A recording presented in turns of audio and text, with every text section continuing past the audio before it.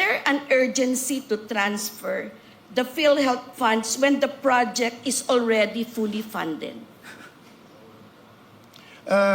Your Honor, this is a matter really of delving into the wisdom of the legislature in allocating funds. Yes. So while funding a project that is already fully funded Di ba kasagot?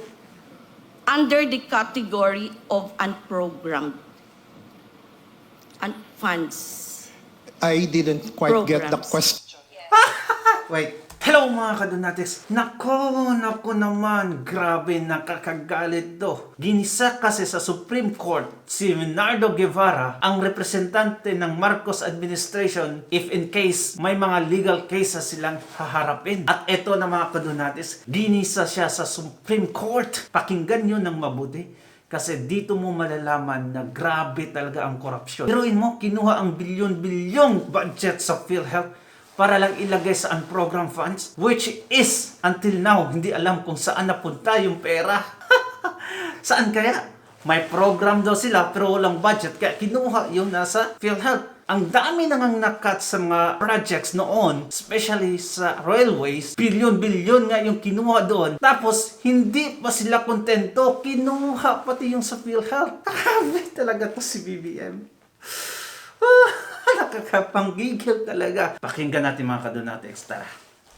Tuligsa ni Supreme Court Associate Justice Amy Lazaro-Javier ang pagmamadali ng gobyerno sa paglilipat ng hindi nagamit na pondo ng Philhealth sa National Treasury upang pondohan ang mga proyektong nakapaloob sa Unprogrammed Appropriations kahit na fully funded na ang mga ito sa 2024 budget.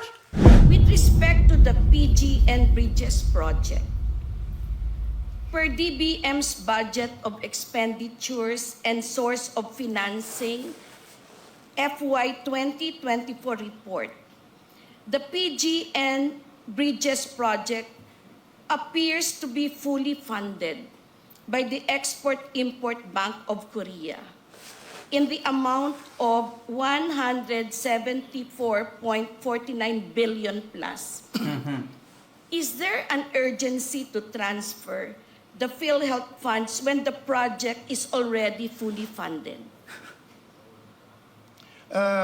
Your Honor, this is a matter really of delving into the wisdom of the legislature in allocating funds. Yes. So while funding a project that is already fully funded Di ba kasagot? under the category of unprogrammed funds. I didn't quite get the Programs. question. Wait. Ayun na, di masagot ng maayos. Hindi nga nakasagot, no? Kasi yung unprogrammed funds nila, funded na. Ito yung mga projects at programs nila na hindi pa na-materialize, pero may mga budget na. Ngayon, ang reason nila, kunin natin yung sa Philhealth para i-fund sa mga program na may budget na pala. Ngayon, nagkabukingan.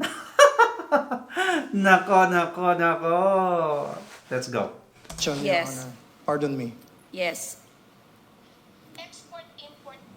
Export-Import Bank of Korea has loaned the Philippines 174.49 billion plus. Is there an urgency to transfer the Philhealth funds when the project is already fully funded? Your Honor, I think one consideration by the Congress in doing so is a determination of when a project is already implementable. So if a project that has already been identified and sufficiently funded is considered to be non-implementable for the given fiscal year, then I think it is the decision of the Congress in the exercise of its policy or wisdom, so to speak, to move it to the unprogrammed appropriations in the meantime. Yes, all right. So, has the government moved this amount to the unprogrammed funds of the government. There are so... This I'm sorry, Your Honor. Export-Import Bank of Korea loan, has the government moved it to unprogrammed funds?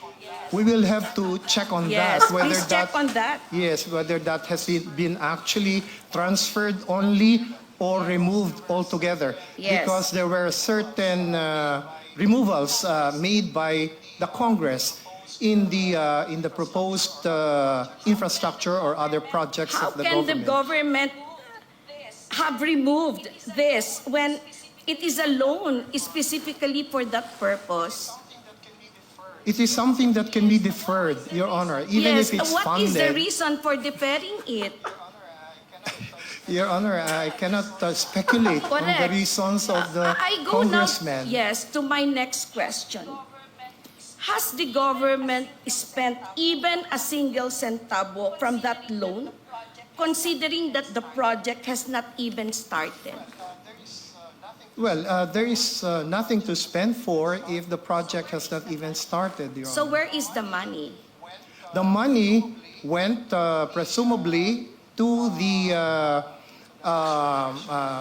National Treasury for the purpose of using it for projects and programs under the unprogrammed So we have appropriations. unused funds for the project, and yet we still got money from Philhealth to supplement this fund that has been unused for years. Not automatically, Your Honor, because even if the funds, even if the sources of funds under special provision, number one, of the unprogrammed appropriations is already there and is ready to be used for the projects under the unprogrammed appropriations, it is still a question of whether the implementing agency is ready to implement that project. So if the implementing agency does not think that it can implement such a project within the given year, then it will not ask for any allocation under the Yes. unprogrammed appropriations. Yes, but aside from the foreign funding from Korea for this project, in 2022, there was additional funding from the GAA for this project in the amount of 50 million in 2022. In 2023, another 57 million. This is over and above the Korea Export-Import Bank of Korea loan. Where did this money go when the project has not even started? We will check on that, Your Honor, because that is a very specific project which we have not really examined. Yes, we're please looking do at that. the totality of all the projects that were defunded or where the allocations have been reduced, and or some projects that had actually been removed from the program appropriations under the NEP, and which may have found themselves in the unprogrammed. Grabe. Sumalang sa Supreme Court na hindi man lang preparado. Walang mga evidences kung saan napunta yung mga budget. Presumably, what? You're assuming na andun, tapos ngayon, wala man lang siyang papers saan pumunta yung 100 million plus. Anong klase ka? You are there to defend the government na ngayon. Let's go. And based on the special allotment release order, the use of funds for the PGN Bridge project is released on a quarterly basis, showing that the payment of funds is done in phases. More, based on the press release of the local government of Iloilo on the project timeline, the construction period for Section A, which is the 13-kilometer Panay-Guimaras project, is from a third quarter of 2025 up to the fourth quarter of 2028.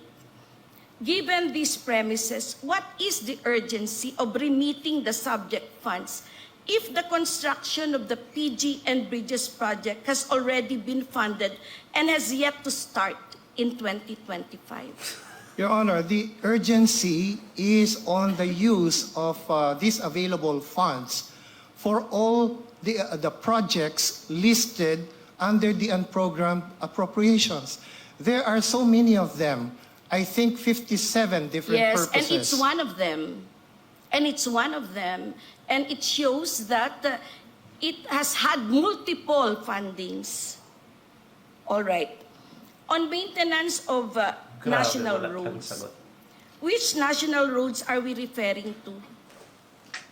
Your Honor, we can refer to the SARO released by the Department of Budget and Management to determine which particular projects had already availed themselves of funding from the provisions of special So there are no provision. specific national roads that are covered by the unprogrammed funds. Your Honor, what is stated under the unprogrammed appropriations are purposes. Purposes, not specific particular project. Correct. Now, it depends on the implementing agency to determine which specific road project it wants to be implemented using the funds available from Special Provision 1B. Yes. Grabe talaga. Wala talaga akong masasabi ngayon sa administration na to. Puro na lang negative. Tingnan mo, hindi ma-explain kung saan napunta yung mga budget. May mga programs na sila, may mga projects that has already funded. Pero kinuha pa nila yung budget na nasa Philhealth para i-fund pa doon. For what reason? Doble-doble na. Ngayon, hindi man lang makalabas ng mga ebidensya, mga papers, kung saan napunta yung budget na yon. Ang sinasabi lang dito, andon sa unprogrammed funds. Ginawang reservation yung fund ng Philhealth. Nako, wala na akong masabi. Bye-bye.